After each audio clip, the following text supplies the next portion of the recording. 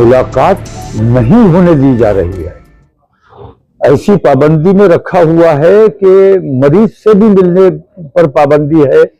मैं संभल जाना चाहता था, मेरे लोग वहां परेशानी में है, तकलीफ में है, लेकिन मेरी ये समझ में नहीं आता कि जिला प्रशासन और जिला पुलिस क्या चाहती है, इतनी लंबी पाबंदी क्यों लगाई गई है। लॉ एंड ऑर्डर मेंटेन करना जिन लोगों की जिम्मेदारी है, उन्हीं लोगों ने वहां ये हालात बनाए हैं। और सबसे बड़ी और इम्पोर्टेंट बात यह है कि जांच कमेटी जो आई है वो ईमानदाराना जांच कैसे हो सकेगी जबकि उन्हीं लोगों के खिलाफ जांच होनी है जो वहां अधिकारी बन के बैठे हुए हैं।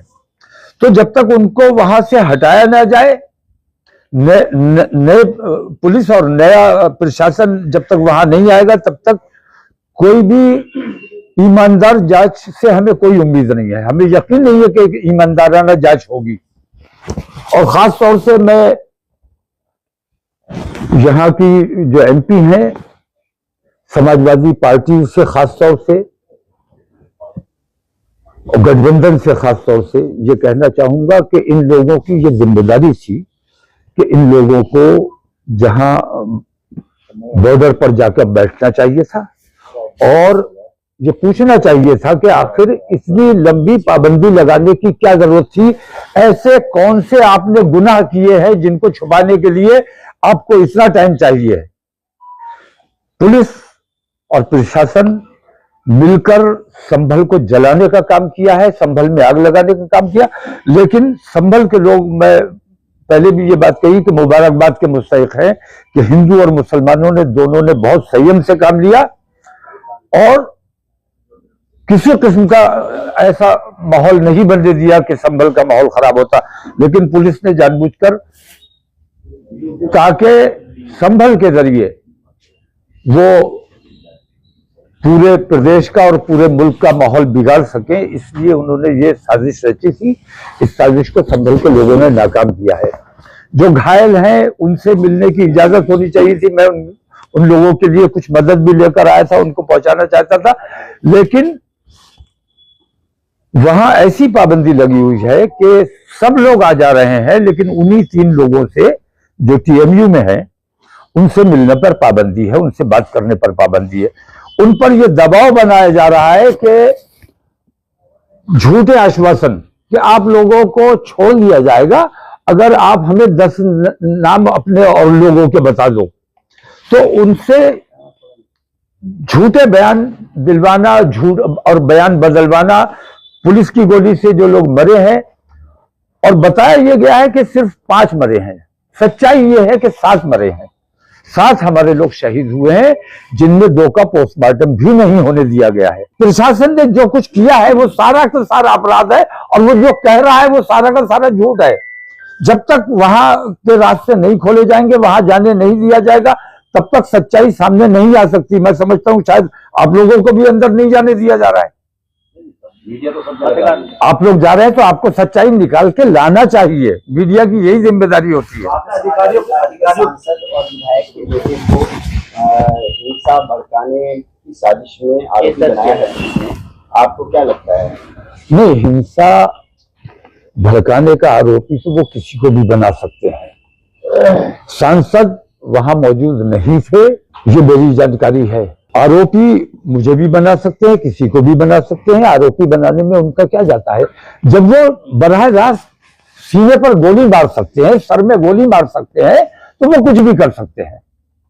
तो ये जो बेकाबू पुलिस हुई है और जंगल राज जो कायम हो गया है, इस जंगल राज के खिलाफ तमाम लोगों को, तमाम पार्टियों को मुत्तहिद होना चाहिए। पीएम रिपोर्ट किसने बनवानी है और किसने बदलवानी है, कट्टे किसने दिखाने हैं, छर्रे किसने दिखाने हैं, ये तमाम चीजें तो आप मेरे हाथ में थोड़ी देर के लिए वहां का निजाम दे दो, मैं सारा निजाम बना दूंगा। पुलिस जो कुछ भी कह रही है, प्रशासन जो भी कह रहा है, सरकार जो कह रही है, सरासर झूठ है, सफेद झूठ है। मुसलमानों ने न कोई पथराव किया है, न दंगा किया है। पुलिस ने बराह रास्त और हिंदूवादी संगठनों को अपने साथ लेके गए। ये मुजरिमाना काम किया और धार्मिक उन्मादी नारे लगाते हुए मस्जिद में जूतों समेत घुसने की कोशिश की, पत्थर अपने साथ लेकर गए। इन तमाम के बावजूद मुसलमानों ने सब्र से काम लिया है और मुसलमानों ने रिएक्शन नहीं दिया है। अगर सर्वे की वजह से रिएक्शन मुसलमानों ने देना होता तो पहले सर्वे में रिएक्शन दे दिया होता। अगर सर्वे के लिए मुसलमानों ने रिएक्शन दे दिया होता तो ज्ञानव्यापी के लिए दिया होता, ईदगाह के लिए दिया होता। लेकिन आज तक मुसलमानों ने सरकारी काम में बाधा बनना की कोशिश नहीं की है और कहीं कानून अपने हाथ में लेने की कोशिश नहीं की है। इसीलिए संभल को कैदखाना बनाया हुआ है कि बाहर का कोई आदमी वहां नहीं जा सकता, किसी को जाने की इजाजत नहीं, ताकि सच्चाई बाहर आ सके। बेरहमी से मारा गया है और मारपीट छोटी बात है। जब बेरहमी से आप बराह रास्त सीने पे गोली मार रहे हो, बराह रास्त सर पे गोली मार रहे हो, तो इससे ज्यादा निर्मम और क्या हो सकता है। तो डंडों से मारना या और तरीकों से मारना ये तो मामूली बात है। तो जो कुछ हो रहा है बेहद भयानक है, खतरनाक है और मुसलमानों के लिए उतना खतरनाक नहीं है जितना हमारे प्रदेश और हमारे देश के लिए खतरनाक है। आने वाला वक्त जो है मैं समझता हूं कि हिंदुस्तान के लिए बहुत खतरनाक होने वाला है और हम चाहते हैं कि किसी भी हालत में हमारे देश का माहौल न बिगड़े और जो लोग कानून अपने हाथ में ले रहे हैं उन पर सख्ती से कार्रवाई की जाए और जिस पुलिस ने, जिस प्रशासन ने ये बेईमानियां की हैं, इनको वहां से संभल से फौरन हटाया जाए, तभी ईमानदार जांच हो सकेगी। 10 तारीख तक जाने की अनुमति नहीं है, 10 तारीख के बाद जाएंगे? नहीं, मैं तो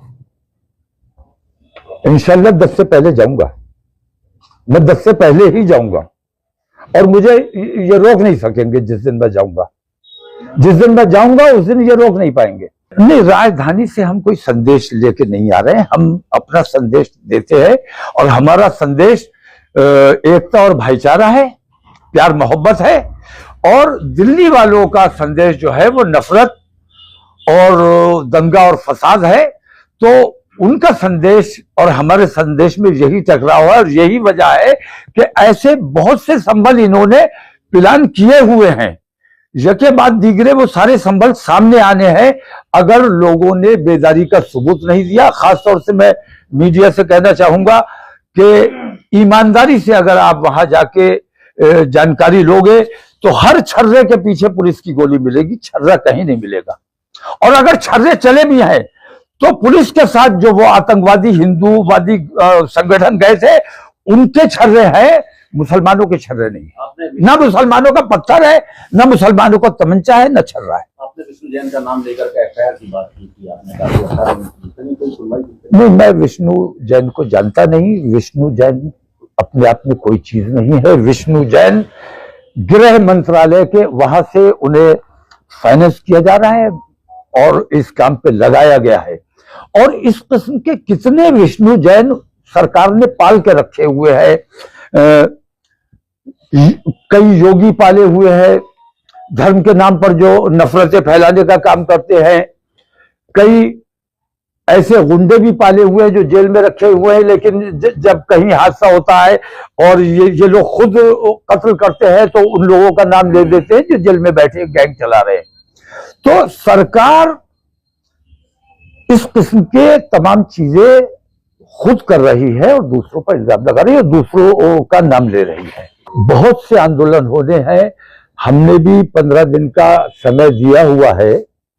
15 दिन में अगर हमारी मांगों पर गौर नहीं किया जाता है और कोई जवाब नहीं दिया जाता है तो हम भी उस किसान आंदोलन का हिस्सा बनेंगे।